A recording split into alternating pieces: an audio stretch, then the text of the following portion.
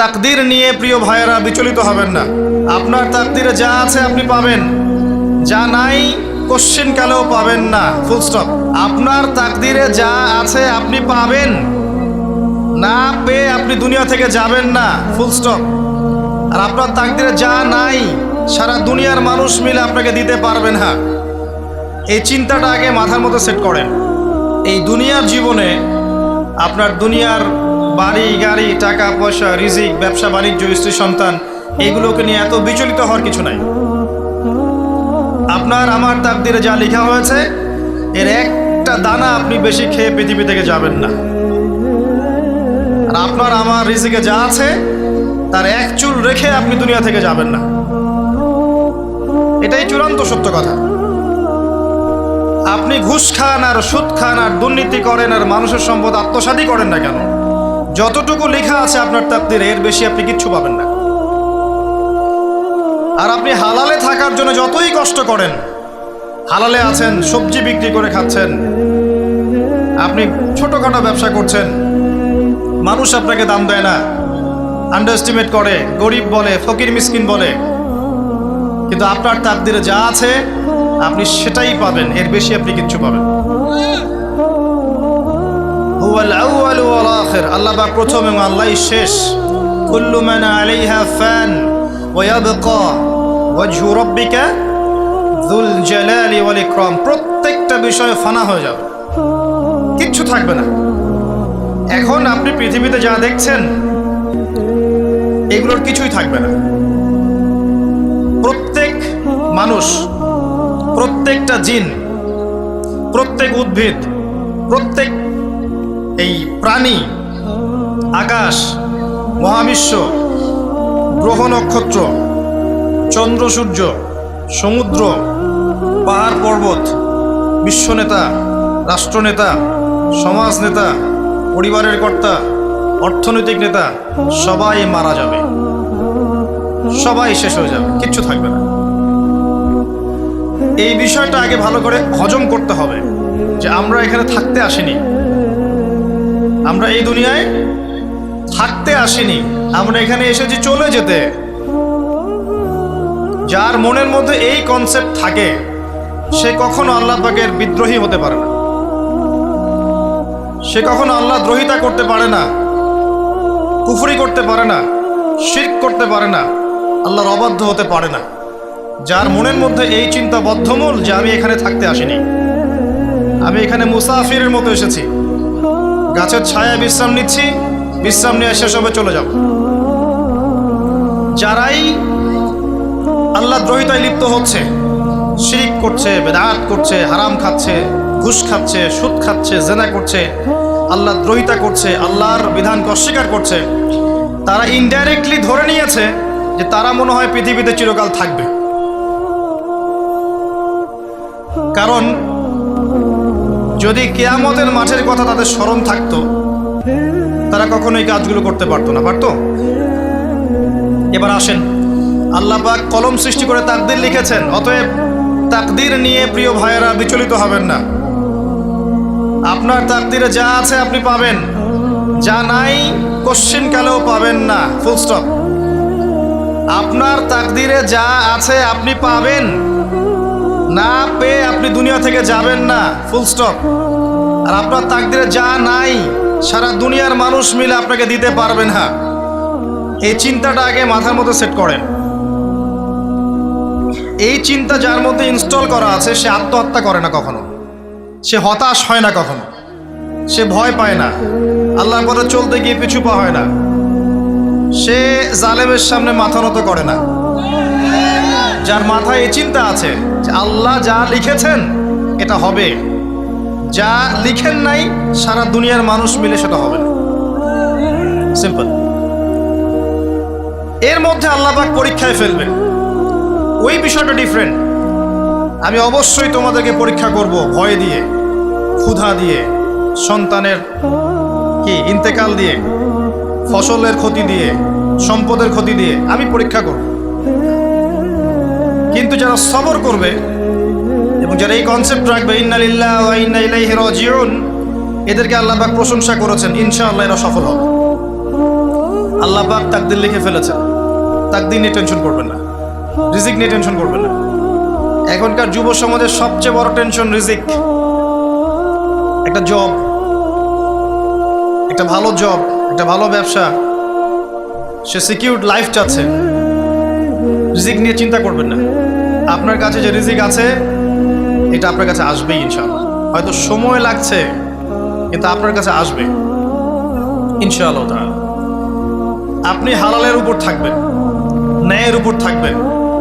আপনি অন্যায় পথে রিজিক সার্চ করবেন না। আপনার তাকদিরে যে রিজিক আছে আপনার কাছে আসবে ইনশাআল্লাহ। এবার আসেন, আল্লাহ পাক এরপরে সৃষ্টি করেছেন মহাবিশ্ব।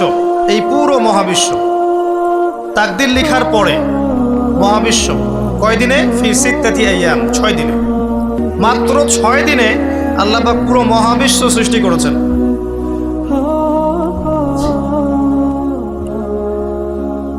হুয়াল্লাযী খালাকাস সামাওয়াতি ওয়াল আরদা ফি সিত্তাতি আইয়াম সুম্মা ইসতাওয়া আলাল আরশ।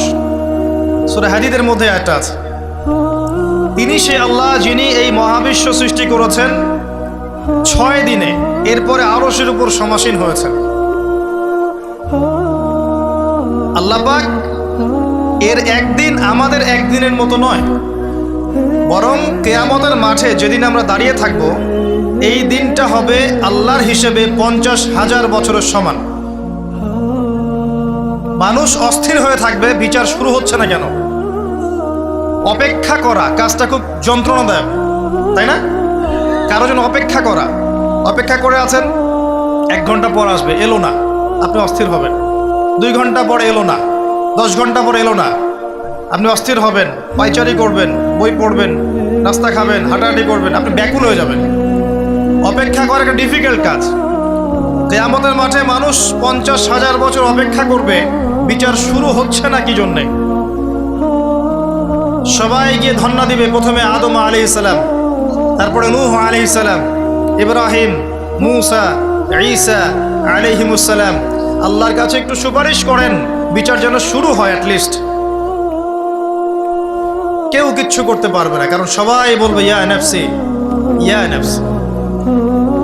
দূর থেকে একজনের আওয়াজ আসবে, যিনি ইয়া নাফসি বলছেন না, যিনি বলছেন ইয়া উম্মতি, ইয়া উম্মতি।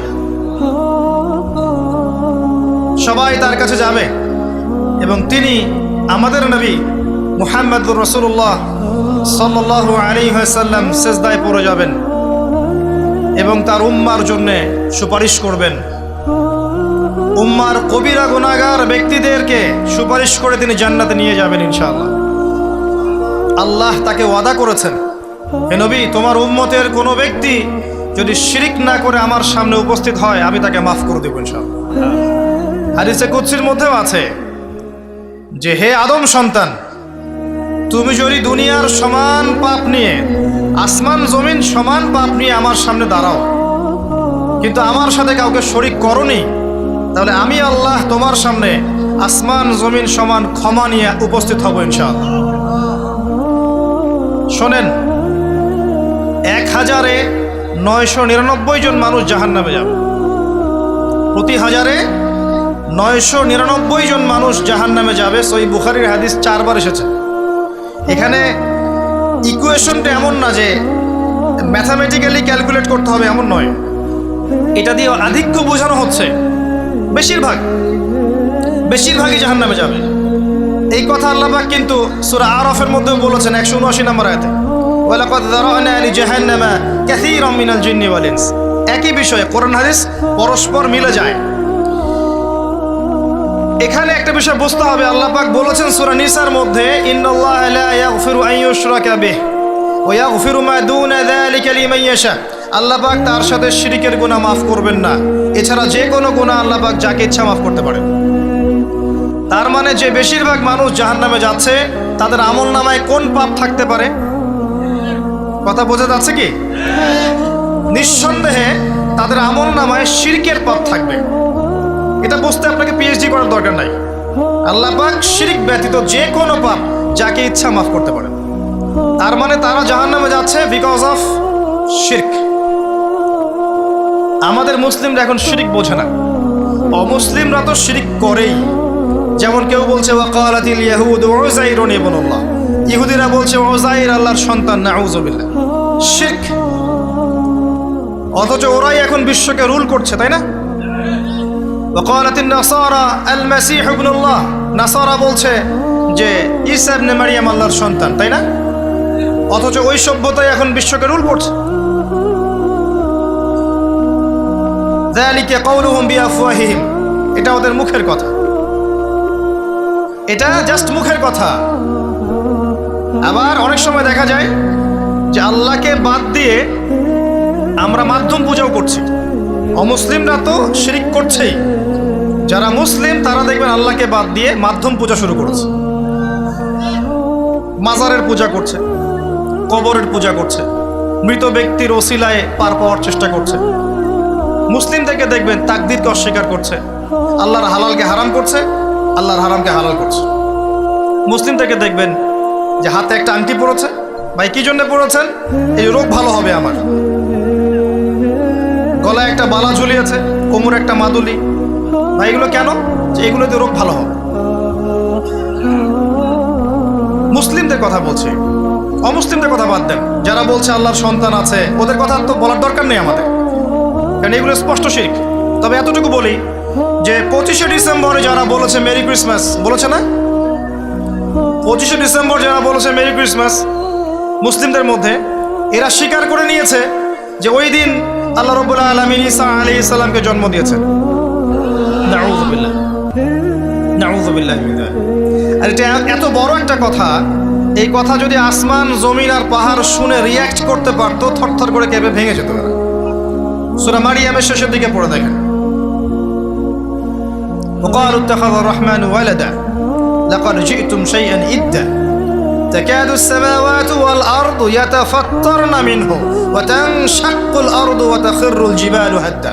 পরেন অর্থটা, আসমান জমিন পাহাড় যদি এই কথা শুনে রিয়্যাক্ট করতে পারতো, এরা চৌচির হয়ে যেত।